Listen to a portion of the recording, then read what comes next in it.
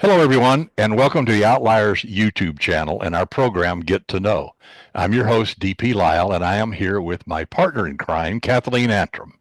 Thanks, Doug, and it is fantastic to be here. I have to say, today we have an unusual interview for you in that we literally have a literary icon with us.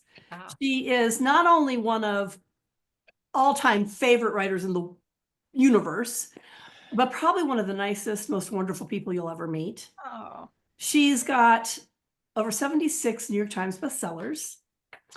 She's been writing since 1981. She's won all the biggest awards, Romance Writers Lifetime Achievement, Thriller Master for the thriller writers. She's been the president of MWA.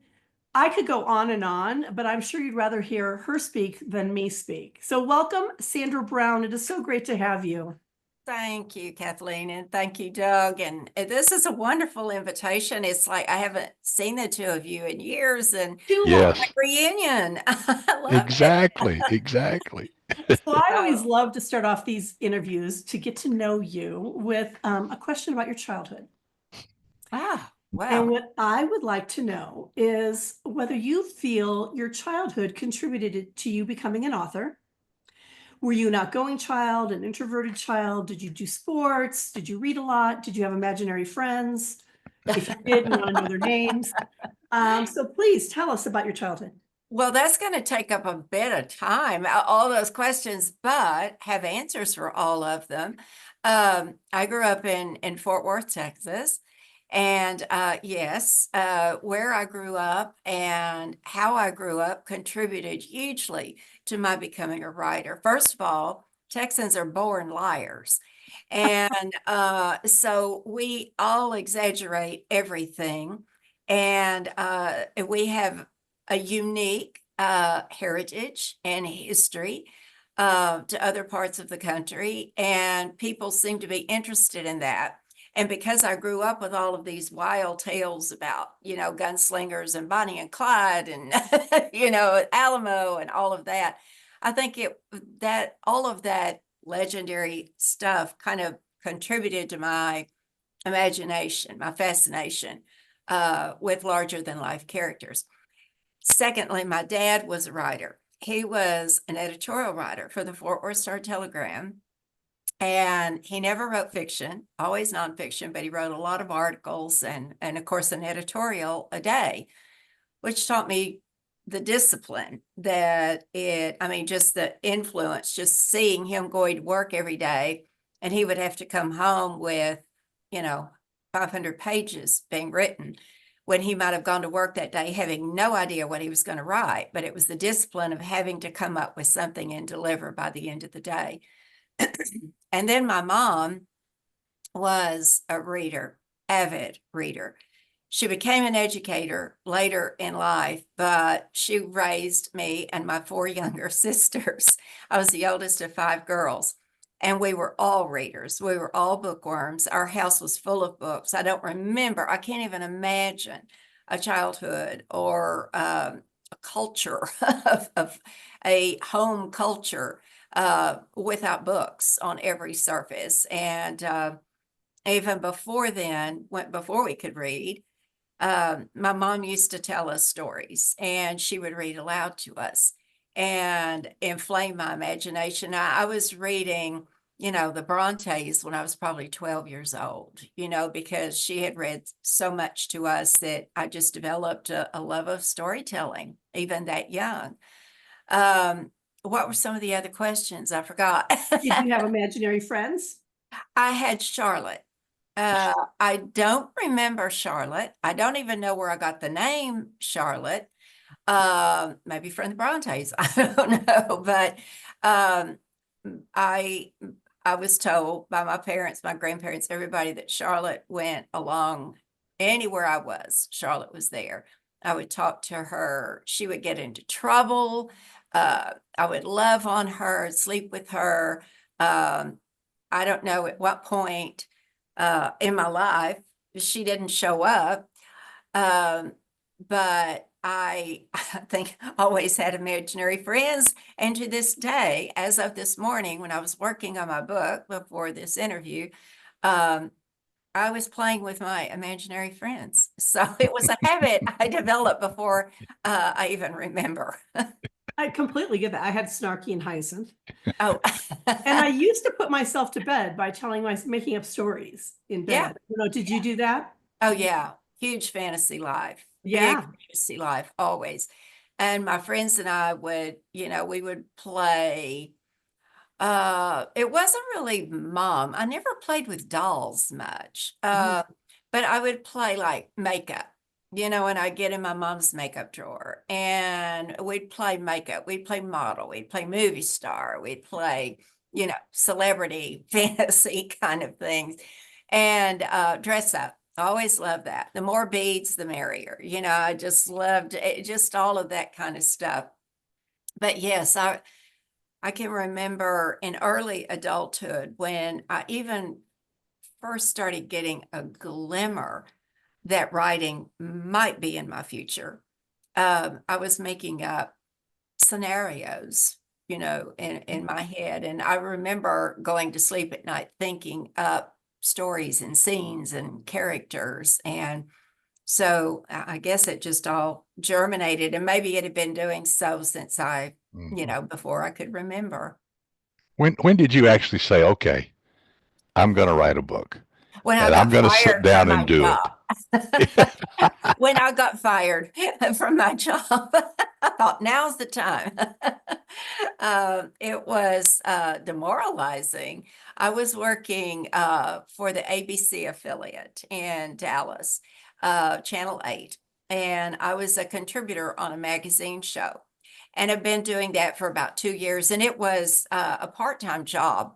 I already had my 2 children. They were toddlers, but it was part-time. I could go into the studio and record 2 or 3 of my segments. And I was also working at the Dallas Apparel Mart in one of the showrooms. And so these were outlets, kind of creative outlets. Well, one day the producer of our show came in and broke the news that they wanted fresh faces. They were going to hire a whole new crew. And so, it was like, oh, what am I going to do? And I kind of looked around at my peers, and everybody was member of the babysitting exchange, or the cookie baking exchange, or the this or that. You asked me, Kathleen, about being athletic. I never was an athlete. I did a lot of dance. And so I went to a dance class, and I took tennis lessons, but never, that wasn't like something that was to me creative. And that's when my then husband said, you really ought to try your hand at writing, because you've always said you'd like to do it, and you love books, you love fiction. It's something you can do at home. You don't have to get a babysitter. And so that's when I started. And I didn't, Doug, I had no idea I could do it.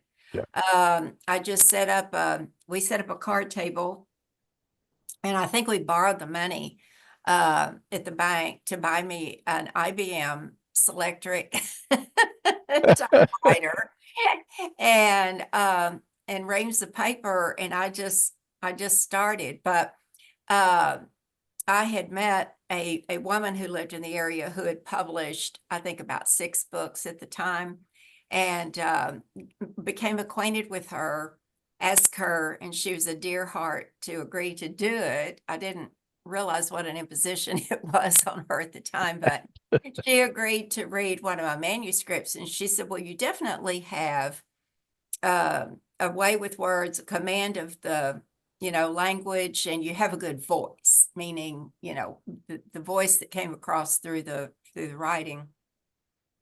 And she said, but you need to learn the structure of storytelling.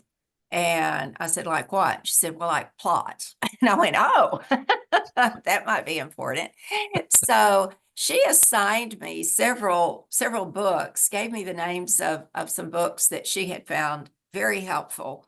And so I did my homework, which is a good lesson to anyone who is aspiring to do this. You can fly by the seat of your pants. for a while, but eventually you kind of have to learn a way in which a book might be marketable, sellable. And so I studied. I put in the groundwork, and when I started reading these books, it all kind of opened up. So I went back to that manuscript that I had sent her and started on the restructure thing and learned how, cause and effect and scene versus sequel, and what's the difference between the two, and all of these things that I do now almost, without having to think about it. But then I had to learn it.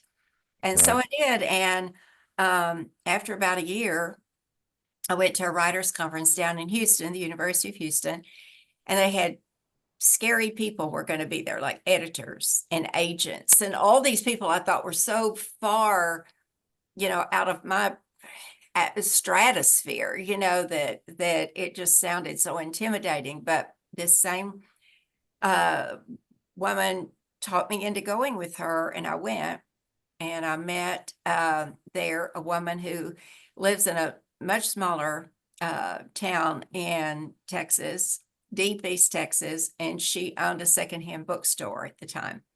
And she said, I've read everything ever written. She was a school librarian before she got the bookstore. And she said, send me your manuscript and I'll tell you not whether it's any good. And so a few months later, I called her and I said, do you remember me meeting me? Yeah, you got something? I said, I think I do. So I sent it to her, and she called me and she said, there's an editor at Dell, band on Doubleday Dell, is going to start a new line of romances called Ecstasy. Well, sign me up. That sounds great. And so she called the editor, told her to look for my manuscript, and she bought my first 2 books within 13 days of each other. So that's where it started. Aren't you sorry you asked? It's a long No, that's a wonderful story. Wonderful story. And we all did that. I remember my first book was 138,000 words, and I sent it to Kimberly Cameron, my agent. She wasn't my agent then, but we were still doing the dance. And she called me a week later, and she said, "There's a story in here somewhere. I just can't find it." Yeah. And she said, "But there's a lot of great writing here. So if you edit it, I'll read it again." So that's how it starts. You got to stumble and fall and crawl and scratch and. The thing about it, and you and Kathleen probably can't relate to this. It's my own experience. So I always preface this by saying maybe it's just me and my makeup, but every day when I sit down at this keyboard, it's like starting over for the first time. I'll never be able to write another sentence. I'll never be able to come up with another plot. I'll never be able to write as riveting a character as was in the last book. Whatever it is, last night, the bad fairies came in and stole whatever talent, if you want to use that word, whatever it is. I don't know how I did all of this. Those past 86 don't count. It's the number 87 that I'm working on now that counts.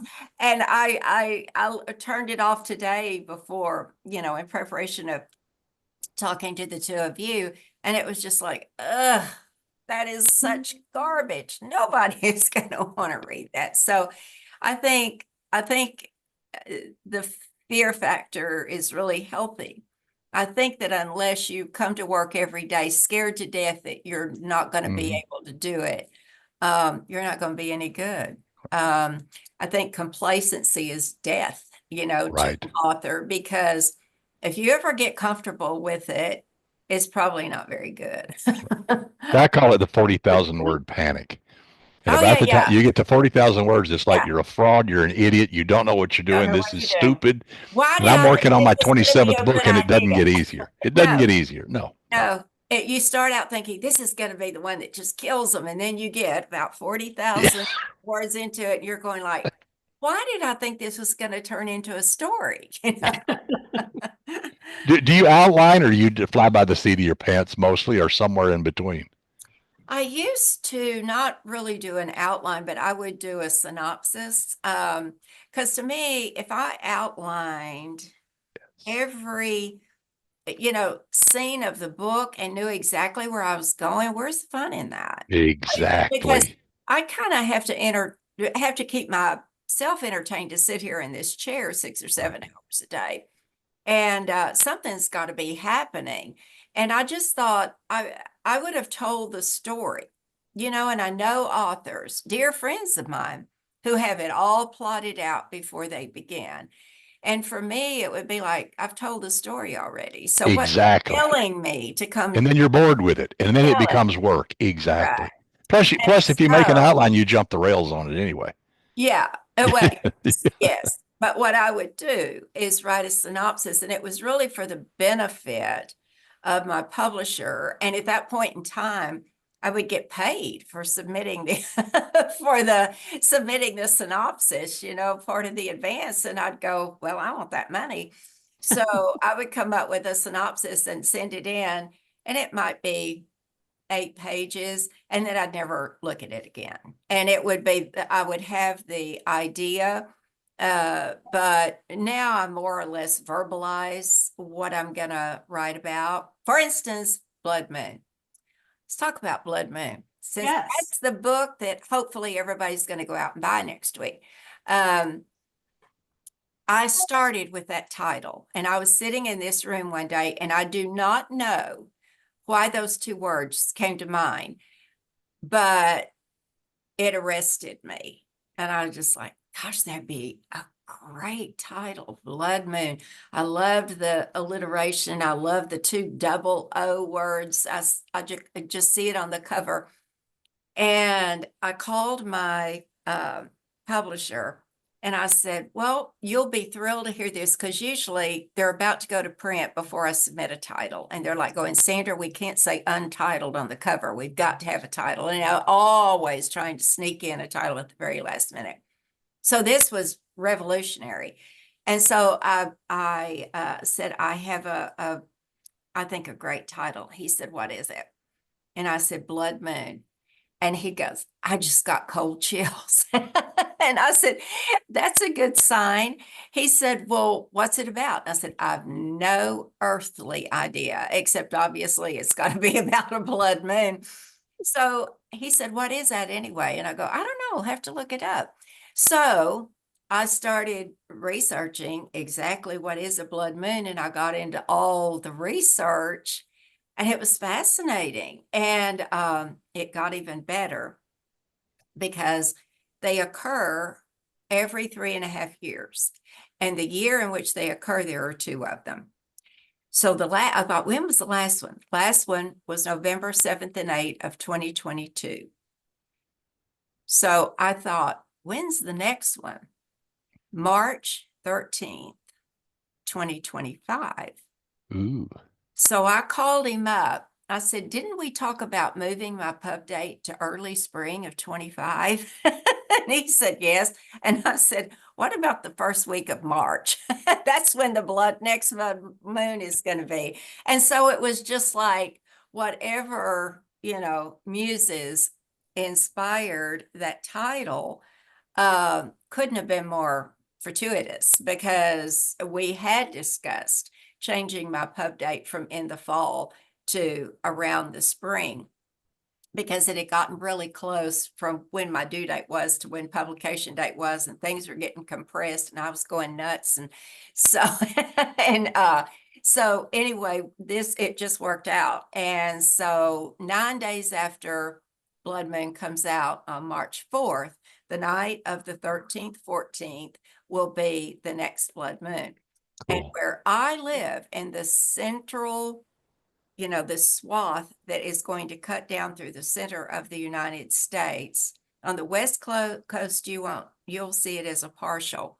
But where I live, totality is supposed to last for 1 hour and 4 minutes, from 1:30 a.m. to 2:34 a.m. So it'll be the middle of the night, but if we have clear skies, it should be it should look like the one on the cover. Well, I love this cover. It's beautiful. It's gorgeous. I mean, it's very arresting. Yeah. Thank you. So can you give us a little teaser about what Blood Moon is about? Well, as I said, it came out of the research, so I had to build that into the plot, and I made that the deadline. But I thought the deadline of what? Something, the protagonists have to prevent something from happening before the night of the blood moon. And I set it in Louisiana because Louisiana is also in that band where they will have significant amount of time of totality. And so I thought, what if there were disappearances of young women on the nights of the blood moon? And they would be, keep in mind, 3.5 years apart. So the last one is in the book. It occurred in November of 2022, and the one in 2025 is about to happen. So my hero is a detective who has not solved the crime that occurred in November of 2022. And he's gone on the skids, ruined his career, he's burnt out. And the heroine is the producer of a true crime show called Crisis Point. And she seeks him out and tells him it's going to happen again, because she had done all the research for this true crime show they were going to do about that missing girl. And it's still an unsolved crime. So he wants no part of it, of course. The reluctant hero wants no part of it. Go back to New York, and she says, we've got 4 days. So Tick, tick, tick, tick, tick, tick, yeah, tick. the clock Yes. starts ticking down to the night of the blood moon. Oh, I And of love it. course, they have this very adversarial relationship, because she's after it's going to happen, and he's going like, isn't that like voodoo and mysticism and crazy people? And they have, dancing naked and, stuff like that. And she says, well, yes, but also it's a astrological phenomenon. So they've got to figure out who the booger bear is, before he strikes again. Oh my Well, gosh. obviously, That's you've way written too all good. these thrillers, the romantic thrillers, and there's good guys and bad guys, and good girls and bad girls, and everything's going on. And obviously, made an incredible career out of it. But I want to jump back in time. I read a book of yours many, many years ago, and you may Hope I remember. can remember it. Well, you will. And I sent you a note, and I said, I've got one word: Steinbeck. Oh, And are you this talking is it. about Rainwater? I was going This to is say, are you talking about Rainwater? Yes, it's truly one of my Oh, favorite all-time books, and I think any writer needs to read it because character, setting, and oh, storytelling are just magnificent. So my question is, thank you, Doug. as I was reading it, I came across, I said, there must be some historical or ancestral connection to this story. Where did this story come from? Yeah, it came from my dad. Okay. Similar situation happened in his family in 1934.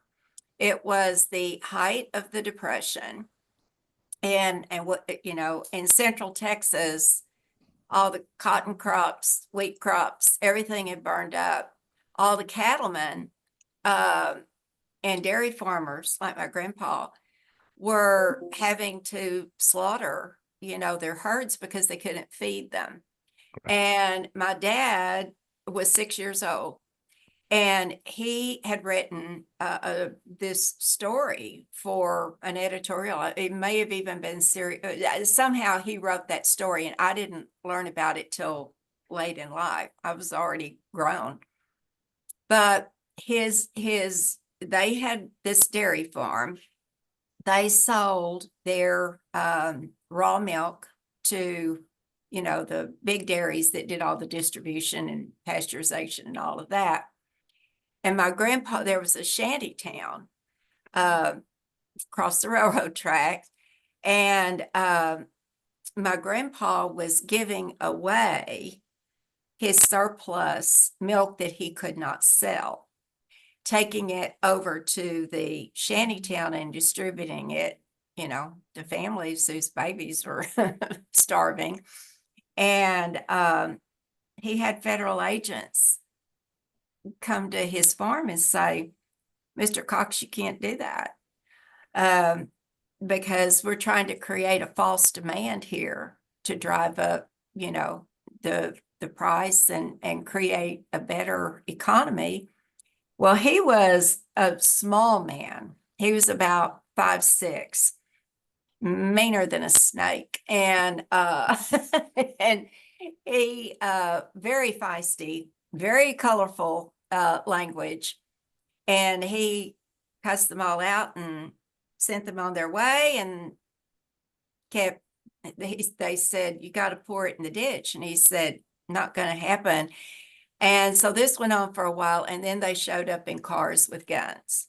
And so there was a standoff for several days. And of course, as a 6-year-old, this was, very impressionable event in my dad's life. And he had he was the baby of the family, had much older brothers and sisters. So all of my uncles and, everybody were involved. And eventually, as far as I know, not one shot was ever fired.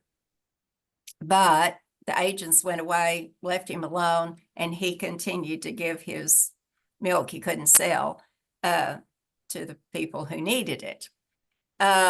Well, this story just inflamed my imagination, but it was tucked away way back in the back of my head. And I was writing the suspense novels were contract books. But every once in a while, I would get out. These people came into my head and would not, these imaginary friends would come into my head and not leave me alone. And it was Ella, who owned the boarding house. And then this man walks into her life, and I gave him the name of David Rainwater. And they just would not leave me alone. So I had submitted a manuscript to my editor, which I knew would take, a couple of weeks to be read and edited and all of that. And I thought, I'm just going to open this up and see what happens. And I did. And not until the end of chapter 1 did I myself know what the problem was going to be concerning him. And I just went, oh my gosh. And it was one of those moments where I've got to write this story. And I didn't know that her boy, which I'm not giving anything away really, didn't know he was autistic until he pulled the pot of cooked starch off the stove and burned himself. So the story just started telling itself. And I would get it out every now and then, and I'd work on it, and then I'd put it away, and I'd get it out and I'd work on it. And I did that for about, a year and a half.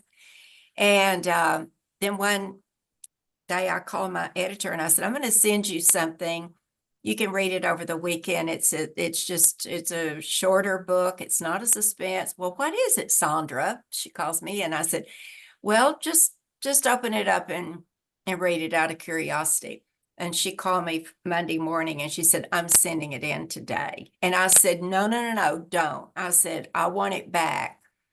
And when I finish this book that was due, I had, a deadline on, I said, I want to tinker with it. I want to go through it at least one more time, check all of my research and everything. And then I sent it to her, and then Simon & Schuster published it. But it meant a lot to me because it was so different, and it resonates. And I don't think I go to a single speech or any kind of event or program that somebody doesn't bring me their copy of Yes. that book and says, this just really spoke to me.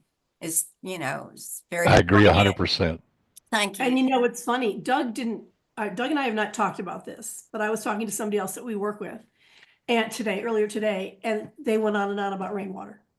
That is so, gosh, well, that makes me On feel. and on about Every it. one of you out there listening, go buy this book. Do yourself a favor. It is, Thank you. It is spectacular. And I remember I read it and I didn't want it to end. Oh, That's always the mark well, of a that's good a book. good sign. Yeah. But That's I a good did feel this must be a personal story for you. And Yeah, and it's I the love that only story. one, I inevitably get the question, frequently asked question from an audience at a speech, and they'll say, do you base, your stories on life experiences? And I, have you read my books? I would be dead. At least exhausted. At least tired. I mean, no, and I say no, no, no, and nor do I write. And they said, "Do you base your characters on people you know?" And I say, "Well, present company accepted, of course." I said, "People I know are, they're kind of just ordinary." I said, "I want to write about people I wish I knew." And so I've never written what I know. And I think in a way that's the worst advice you can give a writer Yes. because it stymies imagination. You Write got about to what you make want to know. Yeah. you don't want to know your Yeah. villain, for Right. heaven's sakes. And unless my neighbor's wife is found in pieces in his freezer, he's not all that interesting, And so it's you want your villain to be, a threat. You want him to be not somebody I think. You want to Yeah. be somebody you'd rather avoid at all cost. Whether it's a villain that works on you psychologically or physically or whatever. But no, I don't. That Rainwater is exclusive in that it was the one book that I wrote that was actually based on something that had occurred in my life, or not in my life, but in Yeah. the life of In my your family. family's life. Exactly.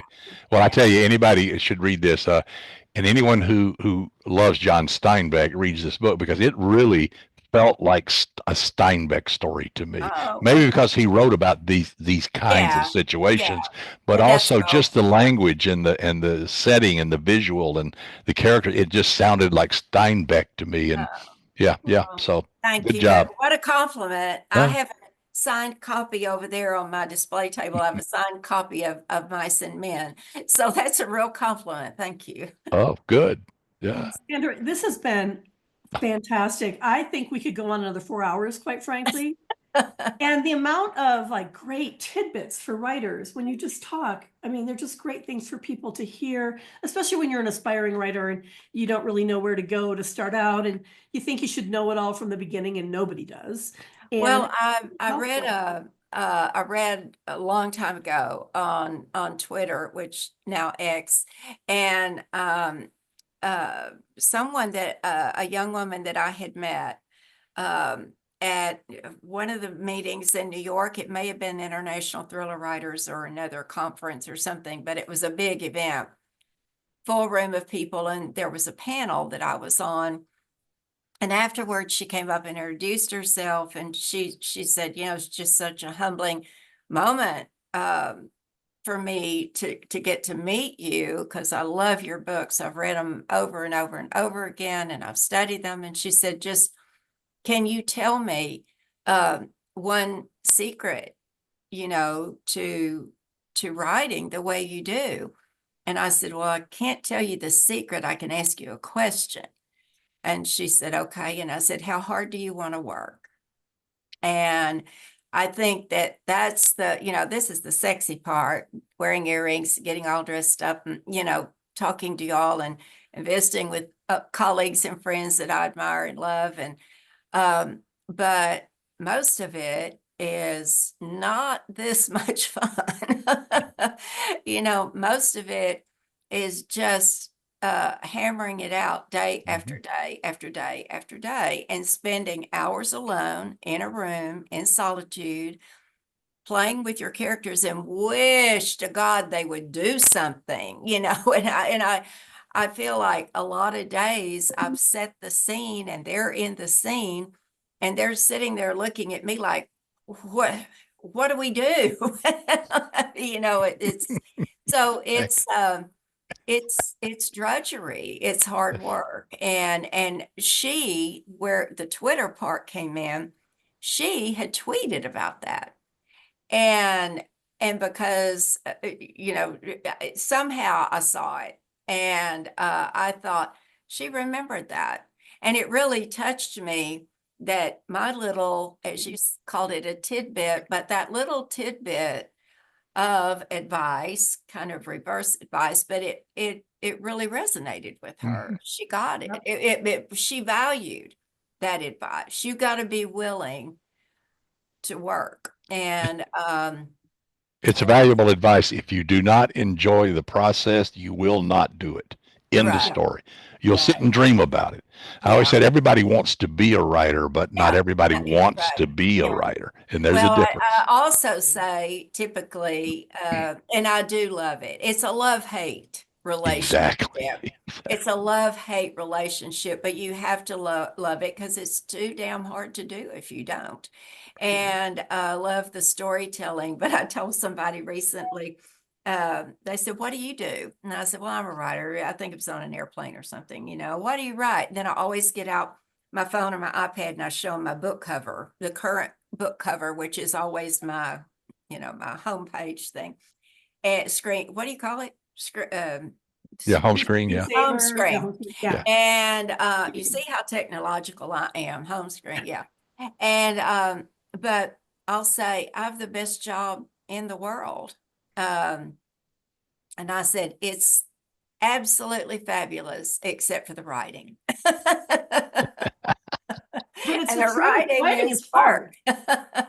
Writing is very, very hard. Doing business, I find to be so much easier than writing. Writing is very hard. I want to thank your publisher. Less fun. Yeah. Or not your publisher, your producer who fired you. Oh, it's right. the best thing he could have ever done for not only you, but the rest of the world. Believe me, I thanked him later. When I went in to do an interview after I published, I think my first New York Times bestseller, and I was at the TV station, and he kind of stuck his head out the door and he said, "You've done all right." And I said, "Yeah, thanks for that favor."